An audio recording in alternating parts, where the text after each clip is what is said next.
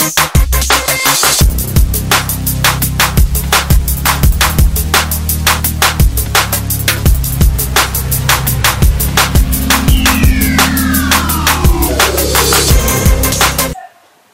Friends, మా ఛానల్ని subscribe చేసుకోండి.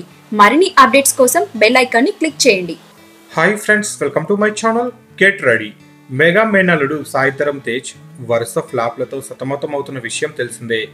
జయాపజయాలు ఇండస్ట్రీలో కామన్ అయినా ఈసారి తన లుక్స్ మీద కూడా విమర్శలు రావడంతో కాస్త బ్రేక్ తీసుకుని అమెరికా వెళ్ళాడు ఈ మెగా హీరో. ఈ బ్రేక్ లో తన ఫిట్నెస్ పై ఫోకస్ చేసి మళ్ళీ స్లిమ్ గా మారడానికి తన వంతు ప్రయత్నాలు చేస్తున్నాడు. ఇండియాకు తిరిగి రాగానే తన నెక్స్ట్ సినిమా చిత్రలహరి.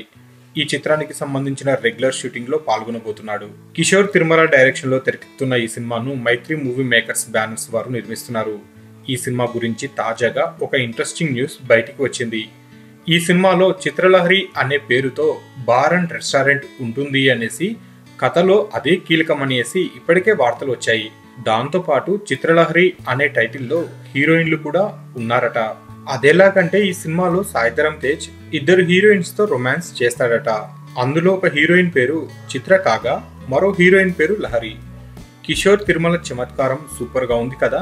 మొత్తానికి హీరోయిన్స్ పేరుతో చిత్రలహరి అద్దరిపోయింది.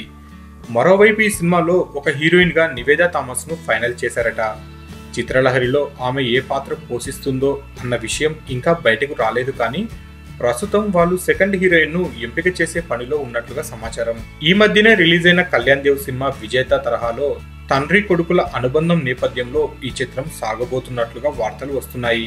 అయితే తాజా సమాచారం ప్రకారం ఇందులో చిత్ర, లహరి అనే రెండు పాత్రలు హీరోయిన్ల పేర్లు అన్న విషయం తెలుస్తుంది. మరి కింద బార్ అండ్ రెస్టారెంట్ ఎందుకు పెట్టారు అన్నది సస్పెన్స్ గా ఉంచుతున్నారు. హీరోకు అతని తండ్రికి మధ్య మంచి సెంటిమెంట్ కూడా ఇందులో బాగా దట్టించారంట. కాకపోతే తండ్రి పాత్రలో సత్యరాజ్, మురళీ శర్మ లాంటి వాళ్ళు మరీ రొటీన్ అవుతూ ఉండడంతో కొత్త వాళ్ళను ట్రై చేస్తున్నట్లుగా తెలుస్తుంది. శాండిల్వుడ్ కు చెందిన ఒక సీనియర్ స్టార్ హీరోతో చర్చలు జరుపుతున్నట్లుగా సమాచారం. మొత్తానికి చిత్రలహరి కోసం గట్టి బ్యాక్గ్రౌండ్ వర్క్ జరుగుతున్నట్టు తెలుస్తుంది. ఈ నెలాఖరుకంతా తేజు ఇండియా వచ్చేస్తాడు. ఆ తర్వాత సెప్టెంబర్ మొదటి వారం లేదా రెండో వారం నుంచి ఈ చిత్రానికి సంబంధించిన రెగ్యులర్ షూటింగ్ స్టార్ట్ కాబోతున్నట్లు తెలుస్తుంది.